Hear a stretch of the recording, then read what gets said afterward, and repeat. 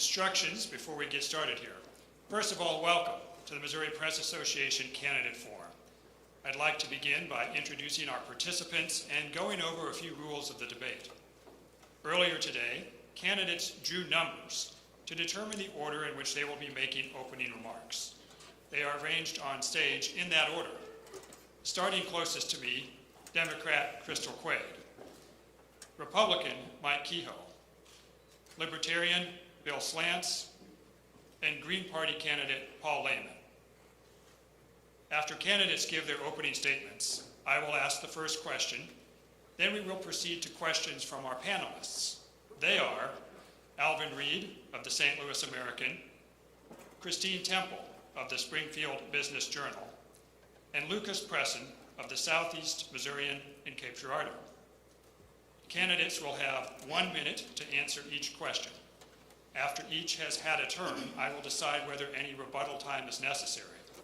If so, candidates will receive an additional 30 seconds, but rebuttals will be reserved only for those candidates involved in criticisms.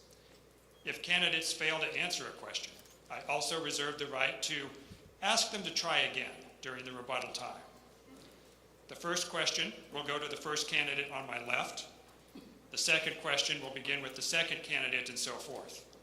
And closing marks will be delivered in reverse order. Signs will be held up showing the time remaining during remarks. Candidates, please adhere to the stop sign.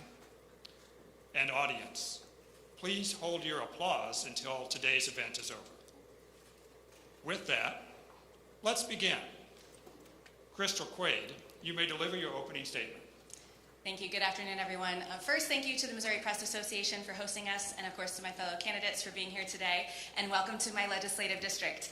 I've had the great honor of representing the city of Springfield and Jefferson City for the last 8 years, 6 of those as the Democratic leader in the state house. I'm running for governor, frankly, because we deserve better than what we've been getting. Missouri ranks last in public education funding. We have crumbling roads and bridges, police shortages all across the state, and the state of Missouri can't even pay its child care bills on time. And the folks who've been in charge are doing anything but paying attention to those issues. You know, in 2019, I told my personal story of abuse on the House floor, warning my colleagues what would happen when they passed the most extreme abortion ban in the country. And instead of listening, they went forward. And now there is a bill and a law in place that does not have exceptions for the 12-year-old rape victim from her family member. There are women all across the state of Missouri right now bleeding out on their own bathroom floors because our doctors can't do their jobs.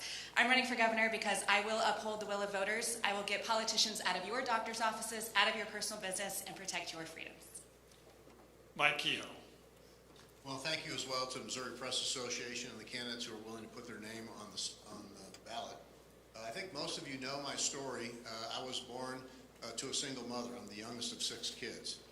And my brother and my sisters and I just worked odd jobs to literally put food on the table and keep a roof over our house. Most people would say I was at disadvantage growing up, but I would argue that I had a family of love, of faith, and one that promoted hard work. And I lived in a country, in a state, where you start doesn't necessarily determine where you finish in life. I think all Missourians should be able to live the American dream, no matter what their background is or what neighborhood they grew up in. That's why I've been very, very involved in supporting and expanding Missouri's vocational and technical training to make sure Missourians are trained for the high-paying jobs that I know our employers have to offer. That's why I've tried to lead efforts to reduce burdensome regulation and red tape, cutting taxes for businesses so that they have the opportunity to invest capital in their businesses and provide for those jobs. I think Missouri's fundamental responsibility is that we provide safe neighborhoods, and that will be the thing we do, J1, by investing in the police, and that's why I'm running for governor. Bill Slants.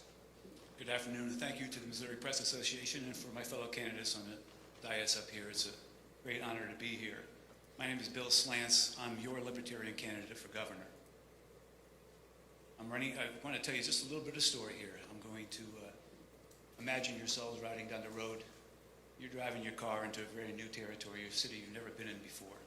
And what's the first thing you're going to do? You're going to turn the radio down. You sit up in your seats, and you start paying much closer attention to what's going on around you.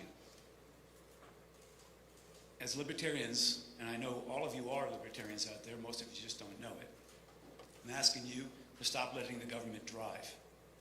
Sit up in your seat, pay attention to what's going on. And let's limit the government to its most basic functions. Thank you. Paul Lehman. I'm Paul Lehman. I grew up and was born and raised in southeast Missouri.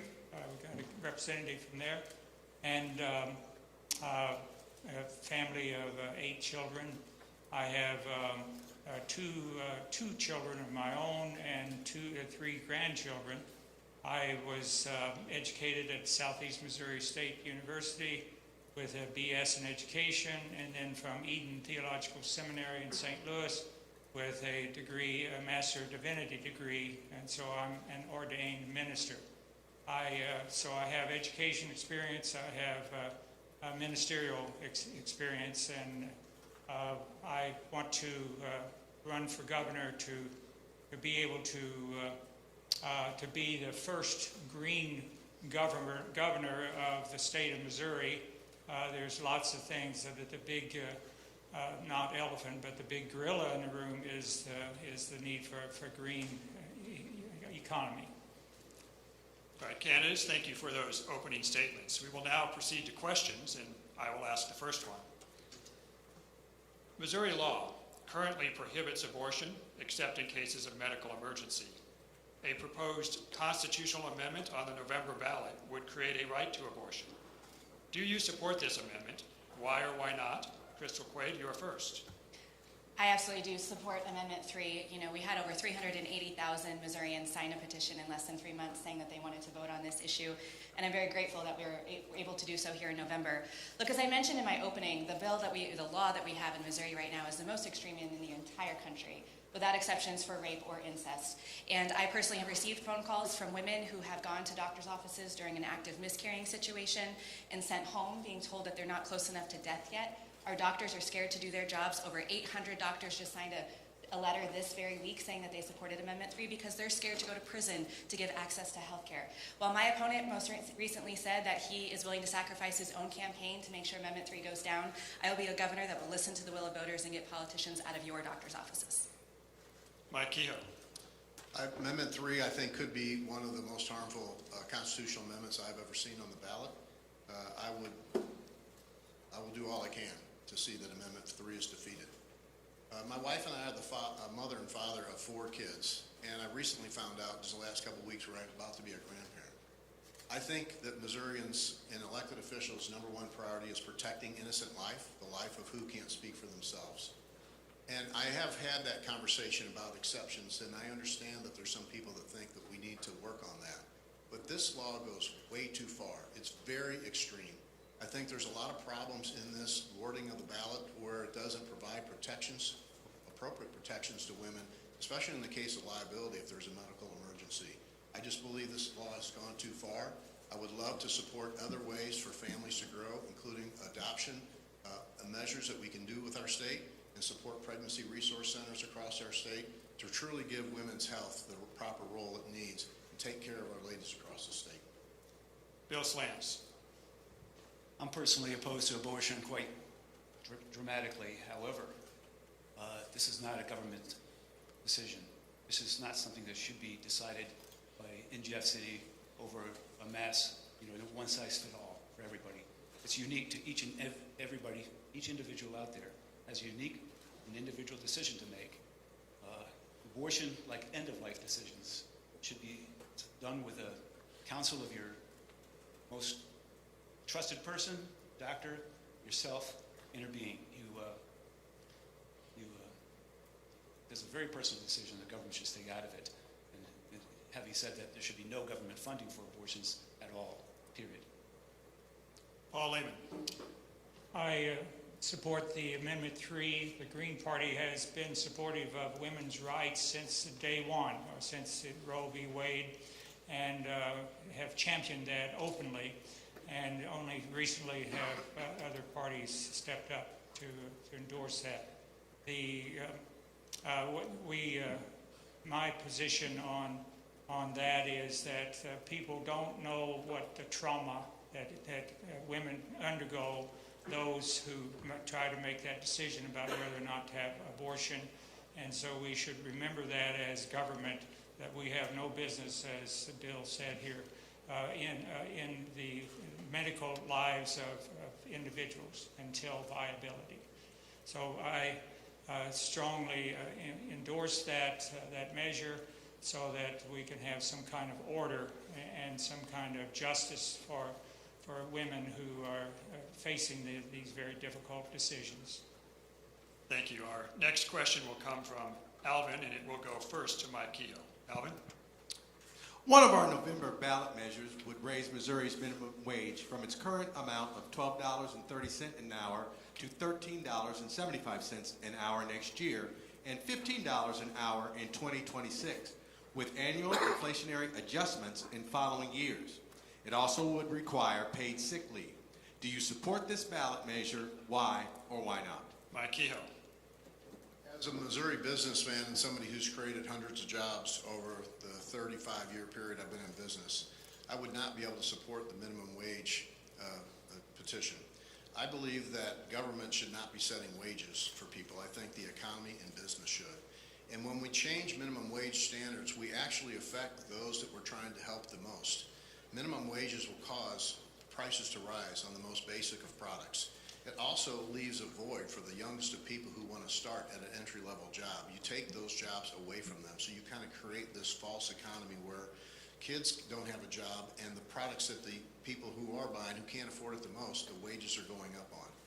We need to make sure that we let businesses set the wage. That's the appropriate place for that to happen, and that's why I think works best. Letting government involved in this does not work. The economy can set the prices. Bill Slants. Well, I agree with most of that. I oppose the minimum wage, absolutely. There should be no minimum wage in the state of Missouri. Entry-level jobs are not meant to be supporting of one's life or family. An entry-level job is a way to learn a skill. It's a way to learn, you'll find your way into the workplace. Minimum wage, believe it or not, was actually invented to oppress those who were not qualified to, not in the unions or not, in the tradespeople. They wanted to keep lower wage earners out of the workforce. So this is a completely upside down, backwards way of looking at things. I strongly oppose a minimum wage of any kind. Paul Lehman. I support the minimum wage amendment.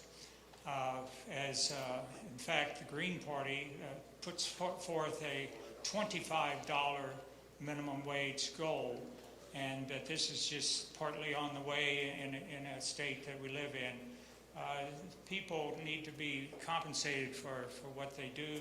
It's hard work for these low-income people, working poor, and then we want to suppress them even more by not allowing them a decent minimum floor for their wages.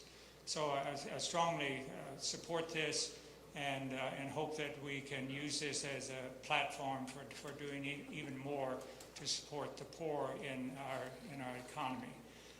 This goes across the board. It goes into the agricultural world as well, and where we need to upgrade do a kind of a complete overhaul of our agricultural system. Crystal Quaid. I do, and this is yet another example where the status quo in Jefferson City is not listening to Missouri citizens and what their needs are. We've heard on this stage that minimum wage jobs are entry-level jobs and they're just for kids. The reality is we have so many parents and so many people who are working minimum wage jobs, multiple minimum wage jobs to get by because they can't actually find good quality, high-paying jobs in the state of Missouri. I absolutely support this amendment, but one of the things that I want to elevate for this is the earned sick leave. As a working parent myself, I understand what it means when my kid gets sick and I have to call in and wonder what that means for my job and my security. And I have, and prior to becoming a legislator, I've had good jobs, but not everybody has that affordability where their employer is flexible with them. And so a mandatory earned sick leave, a minimum wage for Missouri citizens is absolutely what we need, and we should be striving for that. The next question will come from Christine, and we'll go first to Bill Slants. Christine? November ballot measure would legalize sports betting in Missouri. Do you support this amendment? Why or why not? Bill? Thank you for that, Christine. I do support sports betting in the state of Missouri. Why not? It's not going to hurt anybody. What I oppose is putting all these regulations in sports betting, which only help the big guys, only help the large casinos, or only help the major entities, and it doesn't let the mom and pop shops go in there. So if you're going to legalize sports betting and you're only going to allow those major casinos to do sports betting, you're still going to have you're going to have your bookies out there still doing it for people who don't want to gamble at Caesar's Palace. I'm greatly offended that you sugarcoat the whole sports betting with proceeds going to education. I think that's a nonsense idea. It's a way of getting a bad tasting pill down your throat. But sports betting certainly should be legalized, no doubt. Paul Lehman. I oppose that proposal. And when I grew up, it was the common knowledge that betting of any kind, or gambling of any kind, was a sin. And the fundamentalist churches listed that as one of their many sins. And now we've come to a point where we want to endorse that type of activity by the state, by the government. And so it goes against basically the will of the people in the past. And also the use of those funds for education that is totally erroneous and deceptive, because that money would go into the education fund, and as we know what the legislature will do, they'll say, oh, we've got all this money, so we don't need to budget any. And so the promise that will improve education or increase it is a farce and not true. Crystal Quaid. Yeah, I do support this ballot initiative, or this measure, and this is one, again, that I wish the legislature had been able to actually get this done appropriately. I don't love everything and all of the wording in this, but we've seen for years that the status quo in Jefferson City are in gridlock and fighting with each other instead of actually moving legislation through.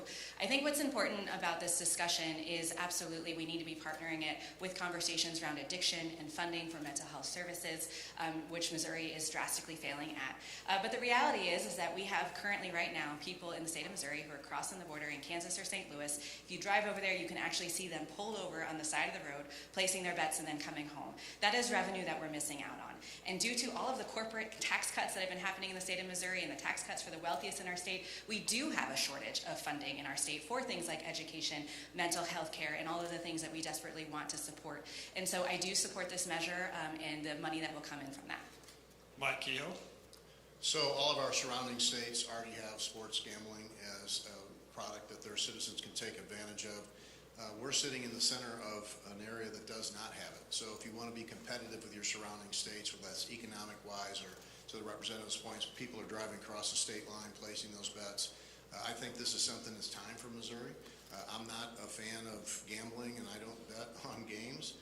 But I believe it's a tool that we need for Missourians to additional regulation for those. I do think what the ballot measure provides funding for is appropriate because I've been a big fan of making sure our public education gets funded, and we would make sure, should I be selected governor, that the legislature would never be able to move that to some other category. We'll keep it to where it's at. And last but not least, I mean, we have some gems in our state that are called Major League Sports teams. They provide a lot of entertainment, a lot of economic benefit to our state, and this would be something that would help us ensure those teams potentially stay in the state of Missouri. Thank you. Our next question will come from Lucas, and it will go first to Paul Lehman. Lucas? Thank you. Missouri's budget for the current fiscal year is around $50 billion, including both state and federal funds. That's about double of what it was a decade ago. What do you think about the size of Missouri's budget, and are there any areas you want to cut or areas you'd like to spend more? Paul? Thank you. Hello, Southeast Missouri. I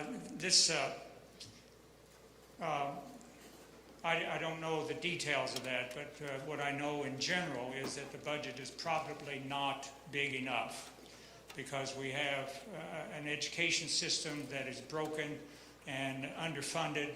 We have an agricultural system that or I should say people living in rural areas who don't have medical care, and the hospitals are leaving the country in the rural areas and leaving people stranded.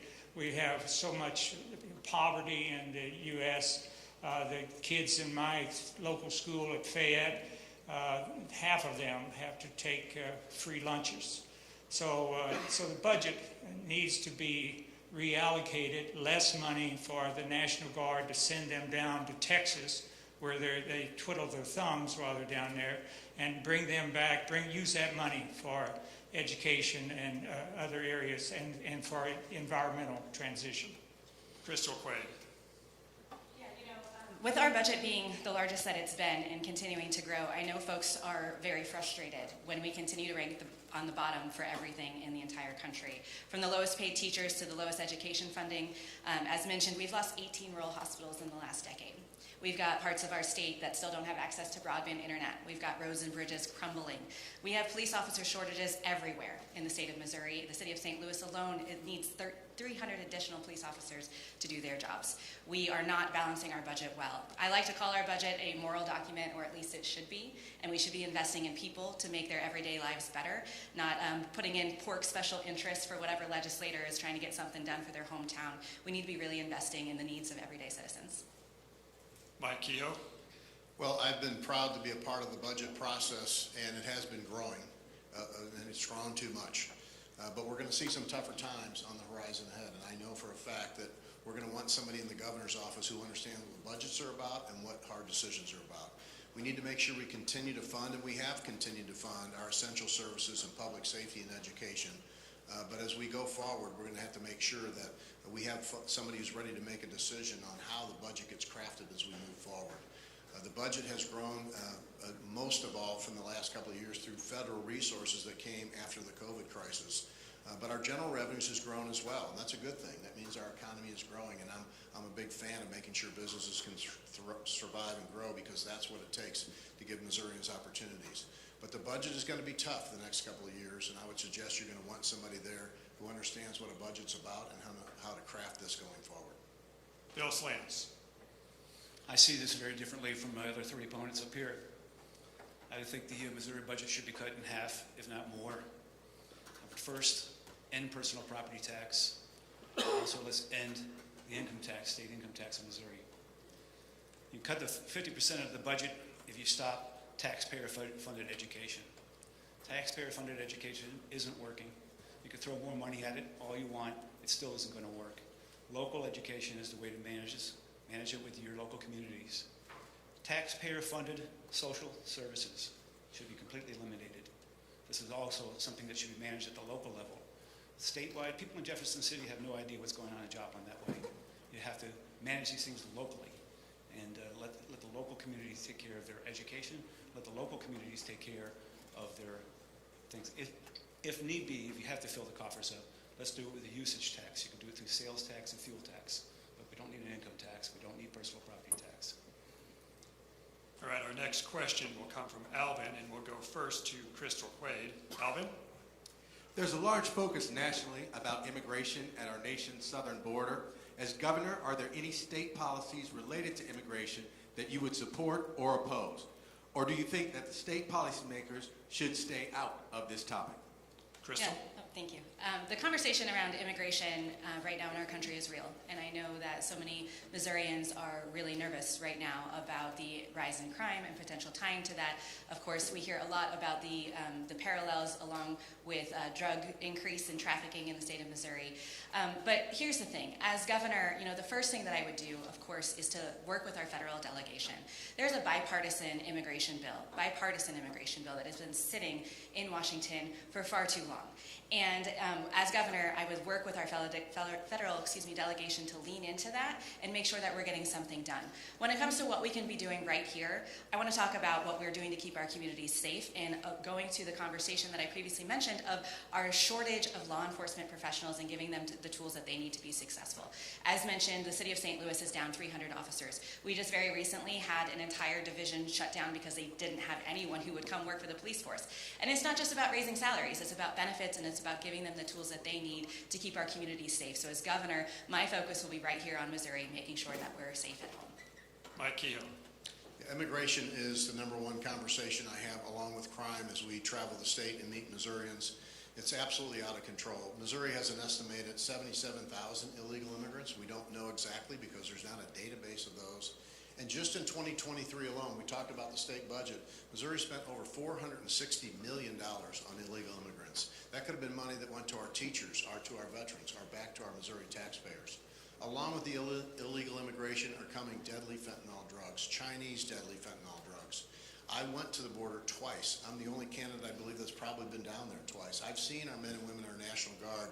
They are working, they are brave, they are helping at the border. Along with our State Highway Patrol in McAllen, Texas, where 1 year alone, they saw over 450 million doses of lethal fentanyl come across the border. It's killing our citizens. It's the #1 killer of Missourians between 18 and 44. We need to stop the drugs and the gangs that are coming across the borders. They're hurting Missourians. They're hurting Missourian families. Bill Slants. Everyone in this room is a descendant of an immigrant. I welcome all immigrants. All I ask is that you sign the guest book on your way in. Immigrants provide a tremendous amount of great labor and great skills in this country the state needs. And I welcome them all. Like I said, just sign the guest book. We want to know you're here. We want to know what you're doing and why you're here. Fixing a major problem there, it would be to eliminate all taxpayer funds to anyone who's not contributing to the society. Eliminate all taxpayer funds to immigrants. There's no housing, no food, no support, no social services for an immigrant that's coming in without any documentation, without anything at all. So let them support themselves, and welcome all. Thank you. Paul Lehman. There are the immigrants, contrary to their being an expense on the government, they are an asset. I've just read an article that says that the immigrants produce $6.8 million of income for the state, and that they pay taxes also, whether documented or undocumented. Their employer is paying the taxes, but it's through them. And so what the problem at the border is the bottleneck of processing. We need to, our Green Party candidate Jill Stein would upgrade that to the processing process, and in Missouri we would also implement programs to integrate the immigrants who are already here, and to try to teach them English, to help them with their social programs, and bring them out of the shadow and make them a full partner in our great economy. All right, the next question will come from Christine and go first to Mike Kehoe. Christine. Missouri currently uses tax credits as an incentive for a lot of things, for specific businesses to expand, to renovate historic buildings, to develop affordable housing, or to encourage donations to food pantries. These tax credits collectively subtracted $669 million from Missouri's treasury in 2023. Do you believe changes are needed to Missouri's tax credit structure? If so, what would you change? Mike Kehoe. Well, thank you for the question. Tax credits are something that absolutely need to be looked at to make sure they're giving a good return on investment to Missourians. We have several tax credit programs that don't do that. However, we have some that really do that well. And that's something that, as a business person looks at any kind of program that they have within their business, you have to make sure it's something, again, that's working for Missouri citizens, and it's something that we couldn't do without. For instance, our Housing Development Corporation, back when Ronald Reagan was president, he said the federal government cannot build housing, which they can't. And so they turned it over to a private-public development where we can use tax credits to build affordable housing across our communities. We've worked very hard to get that program more accountable in the last several years, raising the responsibility for the developer and ensuring Missourians get a good return on their investment. But there are other tax credit programs, quite frankly, that need to be looked at and revamped, and I would love to be able to do that and try to get that all in front of people so we make sure the right ones are going out to the right people. Bill Slants. My father always says less is more. I've already told you I'd like to eliminate the income tax of the state, and I would like to end tax credits. That's all I have. Paul Lehman. I think tax credits are good. They're important to help people with their, struggling to make ends meet, to make the dollar go farther. However, often these are extended to the working poor who don't even pay taxes. So there's no incentive or no benefit to those people. So what needs to happen is a fundamental shift and change in the way we do business in our state, and so that we can support the working poor and lift up the middle class as well. Crystal Quaid. I do support those tax credits. We're sitting in a very district that utilizes historic tax credits all the time. As somebody who's served on the budget committee in our state legislature, I will say I would like to see some more oversight, as mentioned, to make sure that the return on investment for the tax credits that we're currently allowing to happen are actually good investments that are benefiting our state. But I want to have an even bigger conversation around tax credits and who they're actually helping and how we can expand on tax credits for everyday Missourians. One of the things that I hear the most about from folks is a problem with finding affordable and accessible childcare. And then I also hear at the same time the enormous expense that our families are taking on for elder care. One tax credit that I would like to support, and I've had this discussion in Jefferson City and filed legislation, is tax credits for early childhood education and tax credits for elder care.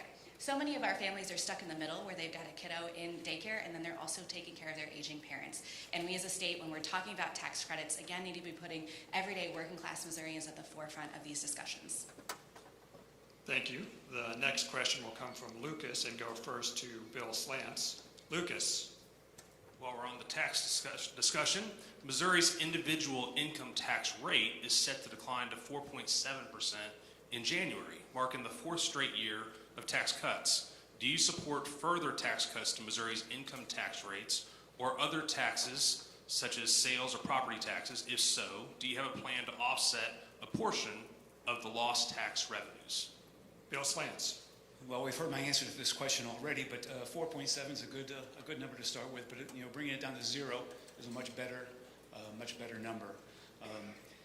My plan, if you need to fill the coffers with some kind of money, would be on use tax. We do that through either through sales tax or fuel tax. But by eliminating 50% of the Missouri budget, this amount of increase in sales and use tax would be very small, a small portion of that increase. What this does is it actually puts the services that Missouri is providing. It puts that directly in that phase. So your fuel tax is going to pave the highways and help build the infrastructure. And sales tax will take care of the rest of the budget. So don't know if I answered your question, but that's how I try to manage that, or try to get that through. Take it from 4.7 down to 0. Paul Lehman. 4.7% doesn't sound like a very much when you're making $100,000 or $1 million. People can live on very nicely on the income left after paying their taxes. We need to have a graduated income tax. I'm not familiar with the details, so that the wealthy in our state, and we have a lot of them, can pay more their fair share. In the biblical analogy, you have the 10 talents, 5 talents, 2 talents, 1 talent parable. They often forget that the 10-talent person is paying back 10 talents, and whereas the 1 talent is supposed to pay back 1. So the burden, there needs to be a shift in taxation. And also another way to approach this is to provide universal health care, which is a major expense in people's lives. So we need to adopt that so that people have more income and the wealthy can support that opportunity to have equal access to health care. Crystal Quaid. Yeah, as governor, I want to have a real conversation around a fair tax structure. I don't think a lot of Missourians realize that right now in the state of Missouri, that the tax bracket, the top tax bracket, if you make $8,500 a year, you're paying the exact same tax rate as a millionaire. And so, yes, the time in Jefferson City that I've been there, we've seen a lot of tax cuts. We've seen income tax cuts, we've seen tax cuts for corporations and for the wealthiest in the state of Missouri. I want to have conversations around taxes that actually impact, again, everyday working class folks. Conversations around getting rid of things like the food tax. I know as a mom, when I go grocery shopping for my family, I see the increased cost of buying groceries every single day is a real thing that's impacting folks. I want to have conversations around taxes on feminine hygiene products or diapers. Again, things that are impacting everyday Missourians, and a real true evaluation of our tax structure in the state so that the wealthiest here are paying their fair share and that we're able to make those differences by taxing things like private planes or other things that the wealthiest are getting by with in our state while the rest of us are struggling to get by. Mike Keogh. You know, this is a conversation that we have constantly about what's the appropriate structure. I believe there should be zero income tax, but you have to do it responsibly. You have to get it to a point where you're not affecting essential services and education. And when I tell people that story, they're like, how is that possible? I'm like, well, 5 years ago we were at 6%, and now we're about to be at 4.7%. But you haven't seen any cuts to education or essential services. There's a way to manage this correctly. And most importantly, I believe that Missourians can spend their money way better than any elected official could ever spend it. Missourians understand what to do once they have more money in their pocket. It's the largest amount of tax Missourians pay each year, and I believe putting money in their pocket is much more essential. And last but not least, when it comes to economic development and you want us to compete as a state, as your governor, when I go compete for businesses to move here and existing businesses to expand, I need to be able to have the same tools in the toolbox that Tennessee and Texas and Florida and other states do when they go have those meetings in the boardroom with those large companies that want to invest and create jobs in our state. That's the way we grow our economy. That's the way we provide opportunities for Missourians. The next question will come from Alvin. It will go first to Paul Lehman. Alvin? Missouri generally prohibits local governments from enacting their own firearms restrictions. Should the state give local governments greater authority to pass their own gun ordinances? Are there any state-level firearm laws that you would support, such as a red flag law, a 72-hour waiting period, or tax breaks to encourage the purchase of gun safes and trigger locks? Paul Lehman. That should be, in a sense, a separate issue as far as the state regulations of firearms. But on the local level, the problem that struck me is about local control. We've gone the wrong way about taking away local control on various issues like whether or not they want a polluting CAFO in their backyard. They're not allowed to do that, or to determine the budget for policing in Kansas City. That's another avenue of taking local control away from the local community. And as was said here just a minute ago, Missourians know how to take care of themselves, and they don't need the state to dictate to them what they can and can't do on a local level. And so I believe that there needs to be an increased effort to control firearms, to ban assault weapons would be a good start, and then do a great background check. Okay. Crystal Quaid. Yeah, I grew up in rural Southwest Missouri, and so I understand firsthand the need for firearms when you've got a copperhead coming after your chickens, right? Like, I understand that. But I also understand the real conversations that we need to be having in the state of Missouri. You know, I've talked with law enforcement officers all across the state and asked them, what is it that you need to be successful? And one of the things we hear the most about is access to firearms, particularly with youth. You know, just very recently we had a school shooting at CVPA in St. Louis where unfortunately people died. That family reached out to law enforcement officers multiple times for them to come out and meet with the family because that person who had access was in a mental health crisis, and they wanted those guns to be taken away just temporarily while they were able to keep that child safe and get them the help that they needed. Law enforcement could not actively go in and do their jobs, and because of that, we had people die. When we talk about the conversation around local control, of course, what's going on in Webster County where I grew up is different than what's going on in inner city St. Louis. And I do support the conversation around letting communities decide what is best for them, working with their law enforcement officers, working with parents and their local municipalities to find out what really will be helpful. Mike Keogh. One of the most fundamental rights we have as citizens of this country is our Second Amendment rights. I grew up in a different environment in inner city St. Louis, and it was an environment that was multiple gangs were literally right outside the door of our house. None of those folks that were carrying weapons then or today went to the store to purchase them.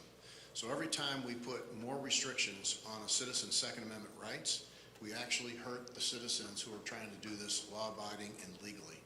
We need to make sure we understand that as we move forward, we don't infringe on those rights. We continue to work with existing laws and support our police to reduce crime, improve mental health, and make sure that we're doing the right thing to take the criminals off the street and not allow them to be there to acquire these weapons.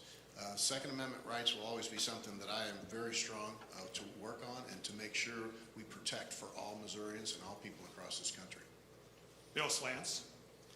I agree. The Second Amendment should not be infringed. I don't see where local gun laws are going to help at all. In local gun law, if you're traveling from county to county and that law happens to be different from one county to the next, what's going to happen to the gun holder that has got a gun in his car? This community says yes, that community says no, and now you're driving across county lines, and it gets kind of messy. So I can't agree to any type of gun control in that way. Mike is absolutely right. Criminals do not buy guns from stores. Law-abiding citizens register their guns and let people know they're going to use them, which I don't even agree with there. I think if you want to buy a gun, go buy a gun, and I don't need to even let anybody know I bought it. But I see no purpose for gun control at all. The next question comes from Christine, goes first to Crystal Quaid. Christine? Virtually every governor in every state talks about the importance of good jobs for residents. How would you encourage economic development in Missouri? Are there particular sectors or types of jobs that you would emphasize? Crystal Quaid. Thank you. Yes, absolutely. Good jobs is one of the most important things that a governor can do is to set the stage and the plans for this. Look, the reality is that I think as a state we need to understand that not everybody needs a four-year degree and not everybody wants to go to college. And so step one is making sure that we have good pathways to good paying jobs that provide good benefits, partnering with folks like our labor unions and our local community colleges and giving them the support that they need to train up talent that is accessible for our business owners. You know, when we talk to business owners, it's imperative that we ask them, what do you need in a trained workforce, and that we're working together to be able to provide that. But the other thing that's really important about bringing good jobs to the state of Missouri are things like infrastructure, things like access to internet, things like access to health care. As mentioned, you know, there are places in the state that don't have access to broadband right now. As mentioned, there are places in the state of Missouri where folks drive almost an hour to get to an emergency room. So when you're a small business owner trying to recruit somebody to come work for you in some of our rural parts of our state, and you tell them that we have underfunded education systems, you're not going to be able to get to a doctor within an hour in case you have an emergency, oh, and you might not have internet for your teenager, they're not going to want to come to Missouri. Mike Keogh. I'm proud to have a record of creating hundreds of jobs for Missourians across the state in my several businesses that I owned with the help of a lot of people, by the way. So workforce development and making sure Missourians have an opportunity is essential to how the state continues to grow. You know, a little over 60% of Missourians do not attend a four-year college or university. We have some great colleges and universities, including right here in Springfield and across the state. But we also need to provide an opportunity for those men and ladies whose heart is in a different spot. So improving career and technical education opportunities across our state is vital to me. Working with labor, working with other organizations that have incredible training programs to put people on the job and get them in a nice, high-paying, skilled wage is very important to us. That's how we grow our state economy.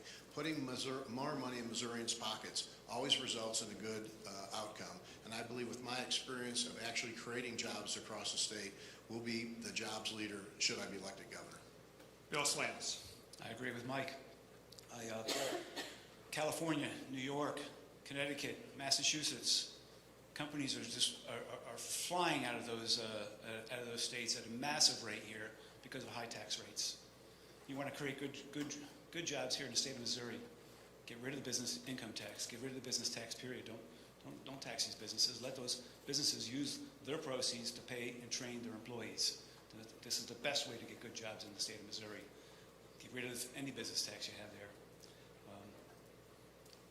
You'll see the jobs come. Paul Lehman. Of course, we need good jobs, but we need to stop the slide away from that. So when people talk about creating jobs, they're usually talking about low-income, low-wage jobs that are paid sometimes minimum wage or a little better, a little above that, and not a living wage, which would be more like $25 an hour, and that's even low.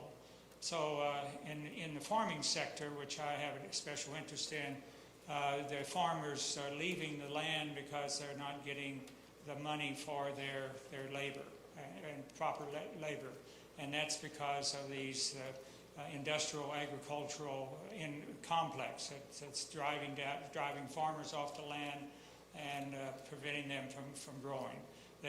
We talk about regulation. Small businesses are over-regulated so that they can't function.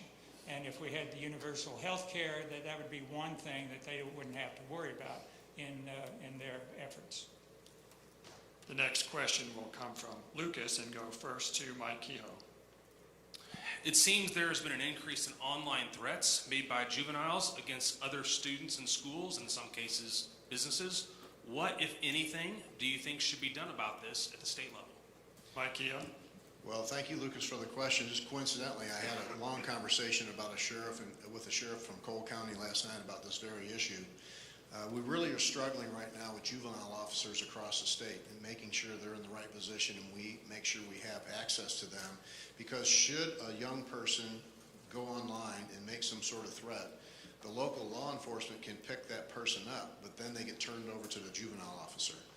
I believe that we need to work with the courts and with lawmakers to make sure we have different penalties for juveniles that would assess threats, especially as threats against schools and other institutions that really create chaos within that institution, and then give the juvenile officers the tools they need to deal with those juveniles once they're turned over to them. They do not have the right tools in the toolbox to do that right now. These threats are serious, and a lot of it has to come from supervision. A lot of it has to come from parenting skills and guardian skills that are making sure that these young folks understand that when you're doing this, you're affecting a lot of lives, and there are going to be real consequences that come with it. Bill Slans. Yeah, I'm saddened by the growth of online threats in this state and around the country. Some of them are done by cowards. Online is not confronting your opponent and avoiding getting punched in the nose. Mike touched on a good point. Supervision, when you're talking especially about juveniles, younger juveniles, and I know this is virtually impossible today, but supervision and discipline at the local level, at the parent level, at the clergy level is the best way to combat this. Convincing young people that this is just the wrong way to go about doing things. But it's going to happen, and it can't be avoided. Paul Lehman. I'm sorry, I was reeling from my last answer. What was the question? It seems there has been an increase in online threats made by juveniles against other students in schools, in some cases businesses. What, if anything, do you think should be done by this at the state level?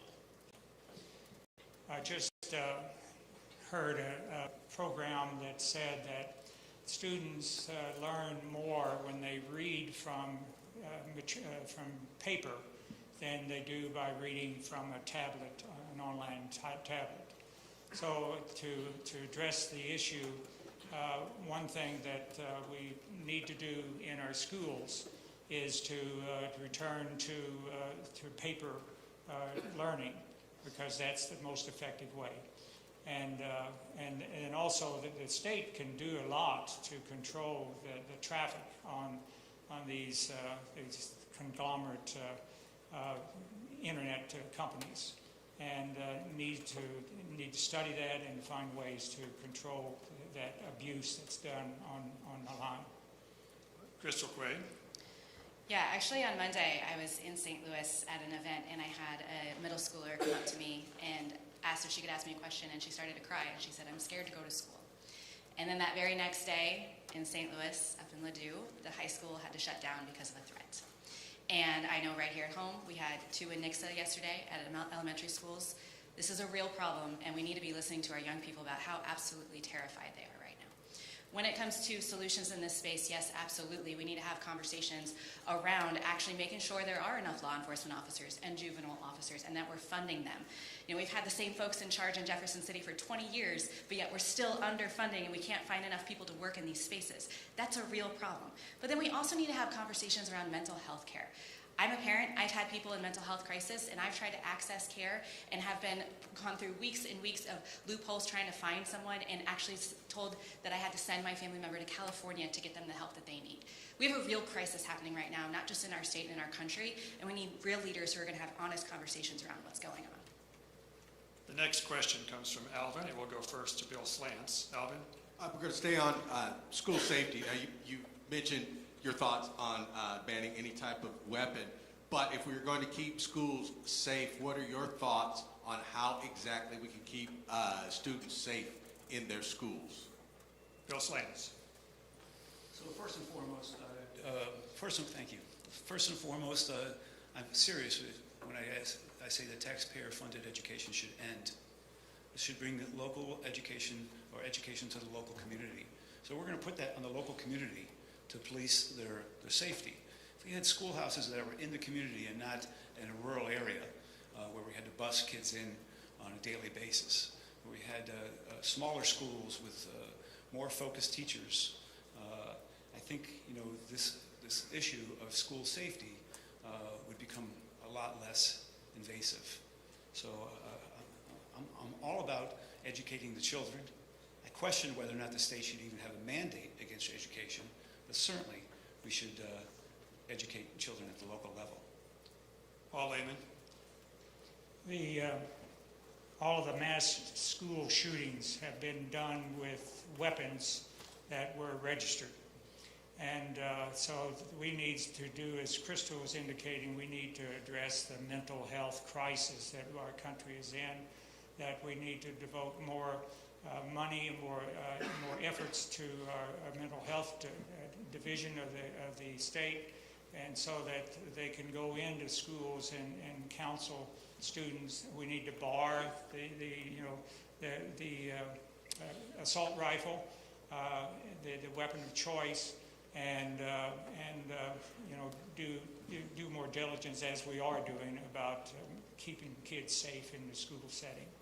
So it's important that we focus on the big picture of why why is the U.S. society so vicious in our gun activity, whereas compared to other countries all around the world. Crystal Quaid. I had the great honor of serving on the Springfield Public Schools Task Force for many years, while here in our local community we were evaluating what school buildings needed improvements and what we could do from a local community level. And so by doing that, I've learned a lot about so many of our buildings across the state that match up with this, that are very old. A lot of our kiddos are going to elementary schools that were built in the early 1900s. And we can do a lot from an investment standpoint in terms of infrastructure, looking at the vestibules and making sure that there is like a level of entry before somebody from the outside gets inside to the office. A lot of our schools here locally in Springfield have moved to that, things like bulletproof glass, et cetera, that we can do from a state level to invest in. But the reality is again, we shouldn't be making our schools like a prison for our kids to be in and to stay safe in. So I want to have real conversations around investments with our local law enforcement officers to give them the tools that they need to be successful. And one of the things they continually talk to me about is the fact that kids have access to firearms and there's literally nothing that they can do about it. And so from a state level, it's about making investments to keep our buildings safe, doing what we can there, but then also working with our law enforcement. Mike Kehoe. Again, one of the fundamental problems with this issue is our young people have lost a respect for life, and I think that's starting at all levels in our society right now. That's the number one challenge, along with, has been mentioned up here multiple times, the mental health issues that we face. As I tell people all the time, it's the number one problem in our country that nobody wants to talk about. All families, including my own, have had struggles with mental health issues, and so making sure we have the appropriate professionals within the schools to identify kids who need help, I think is very important. I also think investing in school resource officers, or SROs, making sure the school districts have those men and ladies available on campus, that they have the appropriate training along with the faculty on what to happen should one of these unfortunate events come forward. And then I think we can use technology. We have an incredible advantage right now in this country of technology that can detect various things that come into schools and make sure we monitor them so we have an advance warning if something unfortunate were to happen. Right. We have time for one final question. Christine? The Missouri Chamber of Commerce has stated the state faces a child care crisis because of a shortage of affordable providers. Do you agree, and what, if anything, would you propose to do about this? Paul Lehman, you're first. We need to enable more people to engage in child care. I think that a couple years ago there was further restrictions on what you could do to take care of children. That's one thing. We need to have universal health care so that monies can be used to provide child care and support the child care givers who need to do these things. And so it's broken. I mean, we have a broken system that needs to be corrected, and we need to value our child care givers and pay them a decent salary. Crystal Quaid? And when I first started running for office in 2015, and I would knock doors and I'd ask folks, what do you want from your state government? The number one thing I heard from folks was affordable childcare. And that's why one of the very first bills I filed when I got to Jefferson City had to do with affordable childcare. And I've been working on that issue ever since. And quite frankly, I'm really glad that folks in charge are starting to have this conversation, because I know people like my mom have been struggling with this for decades. When it comes to what we can do around childcare, the first thing that I want to say is the state of Missouri is drastically failing with this. I don't know if you all saw recently in the news the past few weeks, but the state of Missouri right now is not even paying its child care providers' bills on time. We have lost 53 child care providers in the last year because the state of Missouri is not meeting its basic promises of what we are paying them for our subsidies and our foster kids. I've been meeting with child care providers all across the state, having conversation, asking how much are you owed, hundreds of thousands of dollars. These people are taking out personal loans to be able to keep their business afloat. And we talk about supporting small businesses, and we can't even meet these basic promises that we're doing. I want to have robust conversations around how we can increase not just access but affordability. But step one is making sure that the government is doing what it's promised and paying its bills on time to our child care providers. Mike Kehoe? The state is in a child care crisis, and this is a very personal issue to me. I can tell you as a young man, I watched my mother make a decision. Does she go to work and leave her child at home on a snow day so she can make enough money to buy groceries, or does she not go to work and not have enough money to buy groceries and stay home with her child? That's a decision no parent, especially no single mother, should ever have to face. The good news about the child care crisis, it's nonpartisan. This is not a Democrat or a Republican issue. This is a Missouri issue. We have $1.4 billion with a B of labor sitting at home annually in the state of Missouri because those working folks want to go to work and can't get child care. We need to make sure these facilities are safe, but we have to promote the ability for child care centers to open.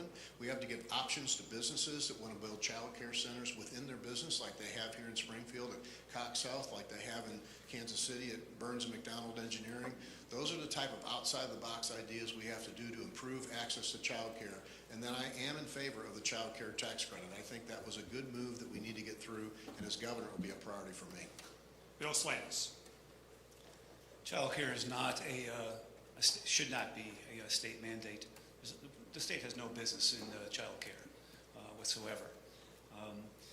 One of the reasons, or a reason why both parents are unable to stay home is because over the last 60 years, affordability of living at home has grown by 8 times. Used to be a single parent income could take care of a $20,000 house without an issue. Now a $400,000 house has to be paid for by both parents, which means the child has to be left alone. But in the bottom line, child care should be taken care of at the local community again, and by the home of the parents or home of the grandparents in some people's cases. We will now go to closing statements. Paul Lehman, you are first, and you may begin. Yes. I want to first start by saying that we can't cover everything today, but one of the looming clouds over the state of Missouri and over the nation and over the world is the opposition of of the United States for a ceasefire in Gaza and in Palestine. And this war is beginning to spin out of control simply because we cannot force the Israelis to come to the table and do a ceasefire. So having said that, I want to pivot back to the U.S. What that does is that affects the environment that we live in. And so the gun violence is in an environment of gun control. And so we have to change the environment and change our attitude about people and stop treating people as the other or as someone who is the enemy, someone that we cannot control, or that we must control. So we need to incorporate people into our... I'll stop. Bill Slants. Well, first of all, it's a great honor to be here, and thank you very much for having us. The candidates on stage right now are not here as a get-rich-quick scheme. These the four of us standing in front of you are offering their leadership. It's not something that is going to make us wealthy by any stretch of the imagination, and not even something that's going to make us all that powerful. We're here as virtual volunteers to care for the state and provide you with the best possible way of living that Missouri can possibly live in. I'm going to finish with what I started with. I think it's very importantly to the state would be to focus on eliminating most of the burdensome taxes that we have. The personal property tax and income tax needs to be given away. We can do that by cutting half the budget. I appreciate you having me here today. Thank you. Mike Kehoe. Well, thank you again for the Press Association for hosting this and for the candidates that would be there. You know, I spent 40 years of my career as a small businessman creating jobs and opportunities for Missourians and rewarding success, not punishing it. If businesses and people want to do good, they should be allowed to do so. And I think government should play a role in that, not in creating jobs, but creating an environment where good jobs can grow and prosper. That's the administration I want to bring to Missourians. We want to continue, as I mentioned, with the career and technical training so that Missourians can take advantage of very good jobs with benefits that are out there. But first, we need to keep our Missourians safe. We need to keep our community safe. That will be the priority for me on day one. We need to make sure that we fund and give the resources to our men and lady in the police departments and public safety all across the state, the resources they need to keep Missourians safe so Missourians can walk their own neighborhoods at night without ever having to be afraid. These are the things I'd like to do for you as governor, and I humbly ask for your vote on November 5th. Crystal Quaid. Well, thank you again to the Press Association and for the candidates for being here. I grew up a regular working class kid. My mom was a waitress most of my life, and my stepfather drove almost an hour to get to the factory. And because of their hard work and dedication, I'm the very first in my family to graduate high school. And I worked my way through Missouri State University to become a social worker. I got involved in government because there weren't enough regular people at the table making decisions. But I'm running for governor because we deserve better than what we've been getting. As mentioned here today, we rank lowest in education funding in the entire country. We have crumbling roads and bridges. We've lost 18 rural hospitals in the last decade. We have police officer shortages all across the state of Missouri, and we deserve better than this. Instead of investing in the things that matter most, what we have seen from my opponent and folks on the other side in Jefferson City are these continued government overreaches into our personal lives, whether it is in our doctor's offices, what books our kids can read. The focus of what's been coming out of Jefferson City is absolutely wrong. As your governor, I will get politicians out of your doctor's offices, out of your personal lives, and I will protect your freedoms. Thank you guys for being here. Well, that concludes the Missouri Press Association candidate forums for governor. If you stick around in 20 minutes, we'll have Senate candidates on stage. But now is the time to give your applause to these gubernatorial candidates.